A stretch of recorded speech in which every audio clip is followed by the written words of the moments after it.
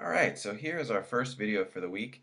It's going to be about equivalent fractions. Okay, so um, you'll see here I have a fraction shaded in. I got 1 out of 2 shaded in. This is 1/2, one rectangle out of 2 rectangles. So I'm going to draw a line down the middle just like this. And now you'll notice I have 2 rectangles out of 4 total rectangles shaded in. So 1/2 and 2/4 are the same thing. If I add a few more lines like this and like this, now I have 1, 2, 3, 4 shaded in out of 8 total. So 1/2 and 4/8 are the same thing. Now I bet you folks know lots of other names for 1/2. I'm going to write a few anyway, but here's one. It's 50 out of 100. And we could do something like, oh, I don't know, 100 out of 200.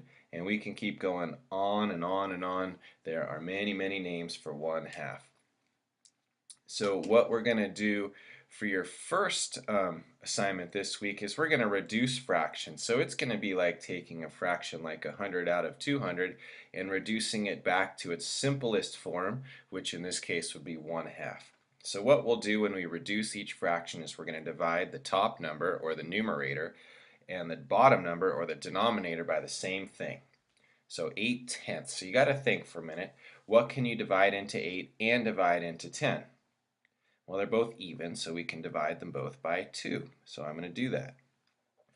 Okay, and then I'll get my answer. So 8 divided by 2, well, that's 4. And 10 divided by 2, that's 5. So you should always check after you've done some dividing like this and ask yourself, are you finished? Is there any number besides 1 that you can divide into 4 and 5? And the answer is no. So you've reduced 8/10 as much as possible. Okay, something like the next one, 12/20ths, and you could do that a couple different ways, but the easiest way and the fastest way is to think of what's the biggest number that you can divide into 12 and into 20. Okay, so you probably see that they're both even, so you can divide 2 into those, and that's perfectly fine. It's just going to take a couple of extra steps. But if you think about it a little more, 12 and 20 are both divisible by 4, so I'm going to divide each of those by 4. Okay, so 12 divided by 4, that's 3. And 20 divided by 4, that's 5. So I get 3/5. And again, check. Is there any number besides 1 that you can divide into 3 and 5? And the answer is no.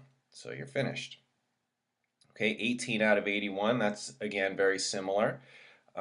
You may notice that 3 divides into both of those, or 9. And 9 is actually the best one because that's going to get us to our answer the fastest.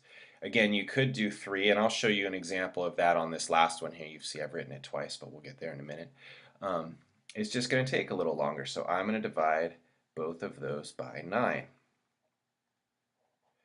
Okay, 18 divided by 9 is 2, and 81 divided by 9 is 9. And again, is there anything that divides into 2 and 9 besides 1? And the answer is no. So you're finished. Okay, so let's look at these last ones. Okay, I'm going to do it. When you have big numbers like this, it can get a little tricky. Okay, so what I'm going to do is, well, I can see that there are lots of numbers that go into there. I'm going to start with one that I think is the most obvious, and that's 2. So I'm going to divide by 2 first. Okay, so 36 divided by 2, well, that's 18. 108 divided by 2, that's 54. Okay, so again, ask yourself, is there any number besides 1 that we can divide into 18 and 54? And the answer is yes. So we are not finished.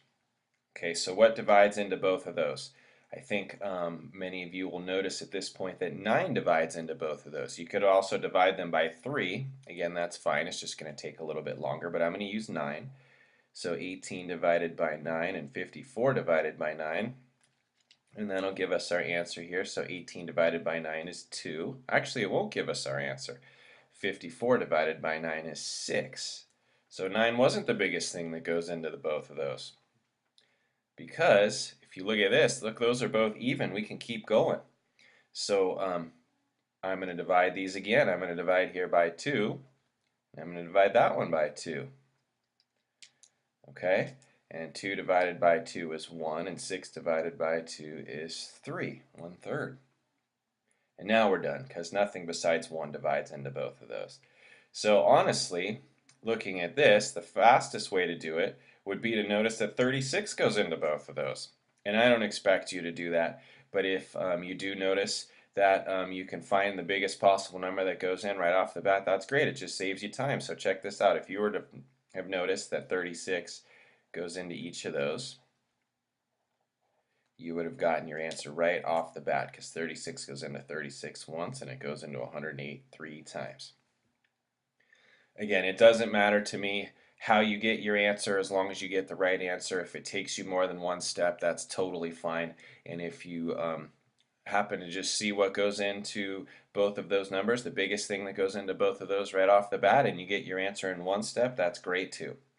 But just remember to keep checking when you get done here to see if you can divide anything else besides 1, because 1 divides into everything. To see if you can divide anything else besides 1 into those two, into the numerator and the denominator. So once you find that you can't, then you're finished. So again, 8/10 is 4/5, 12/20, we got 3/5, 18/81, we get 2/9, and 36 out of 108, we can make that reduce all the way down to 1/3. And when you are doing your homework for me and you are working on your assignments, I'm going to expect that all of your answers are reduced as much as possible. Okay, thank you very much. And again, like I always say, if you have any questions, please send me an email and let me know. Thank you.